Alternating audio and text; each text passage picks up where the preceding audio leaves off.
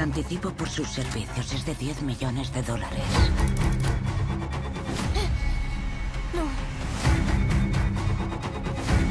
Cancela el trato. Yo no mato niños, nunca. So my first question, your character is this kind of manipulative, very intelligent person. So what was it that attracted you the most about her?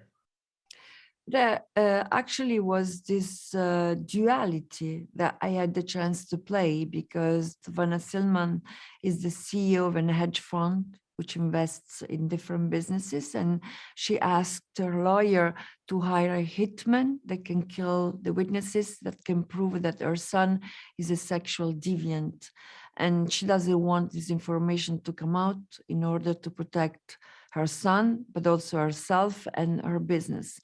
And she's described as a natural sociopath, bright, as you said, intelligent, but also there is a dark side. And she's cold and manipulative. And this duality was so interesting for me to play.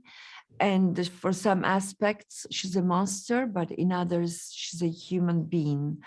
And with this character, I wanted to break the mold in which I've been cast many times. So I gained some weight, the makeup, everything helped to create a character totally new for me. And also, as I say all the time, aging really helps to open new possibilities as well.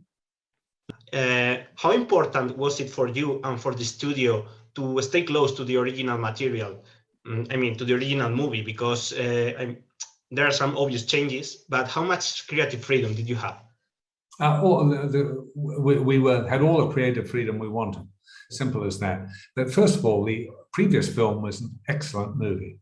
It was very well constructed. And to be honest, we didn't tamper with the story that much. Yeah, we made some changes. We added some more action, and we changed the action.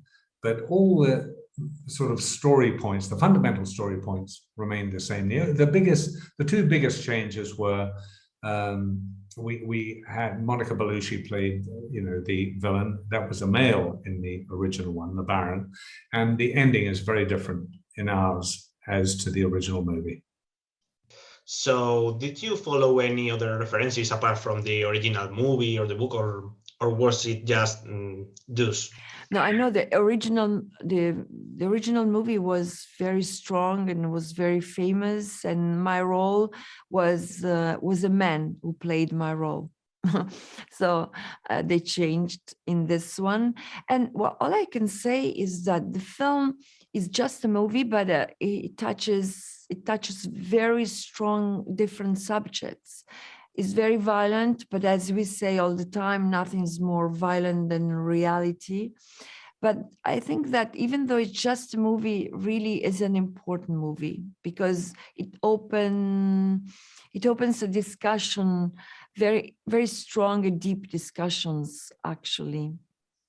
And even the character of Liam Neeson is so, he has a double side, because is a killer, but at the same time is a touching character, because he's struggling with severe memory loss affecting his every move.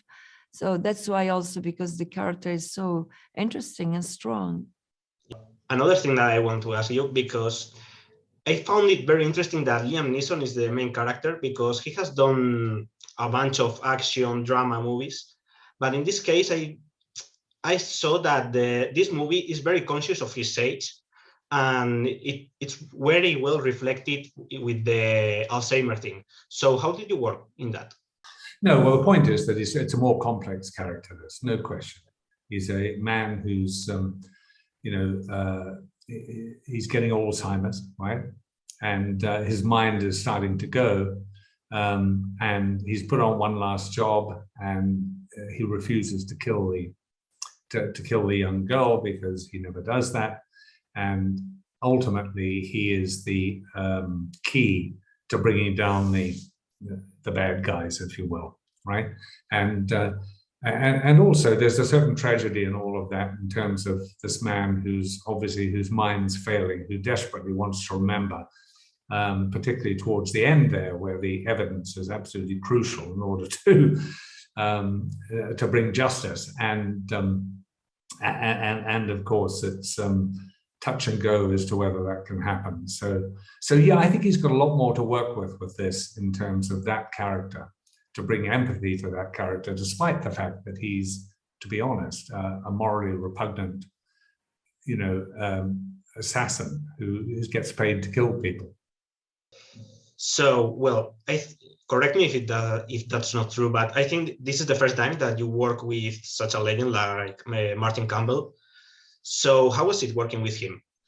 Martin, he knows what he wants, and he works a lot before the scenes, almost like in theater. He likes to repeat, and is so direct. At the same time, it gives you the freedom to express yourself and to change things if you want to. So I have to say that for me it was a really beautiful experience to work with him and Liam, and I'm really honored that I had the chance to work with both of them. Streaming platforms are nowadays stronger than ever, but Memory is going to the theaters. So what would you say to the audience in order to encourage them to go to watch it on the big screen? I would say to go and see everything on the big screen if it's on the big screen. Much better experience, I think. Of course, everything is streamed now, isn't it? It's all put on, and it's fine. But the experience in going to the theatre, I mean, look at Dune. Do you want to go to IMAX or do you want to watch it on a TV? Well, it's a no contest, isn't it? Much more convenient at home. But there is no experience like going to see a movie in the theatre. I think it literally doubles the pleasure of seeing the movie. Well, I totally agree with you. So I think it's a wrap. So I have to say it has been such an honor to talk with you. Well, thank you very much. Appreciate it. Thank you. Thank you very much, and I hope the movie goes very well on the big screen. Thank you. Thank you. Goodbye. Bye. Sois muy lentos para cogerles. Lo que les hicieron a esos niños, vosotros no estáis interviniendo. Mata a traficantes que se nos escapan.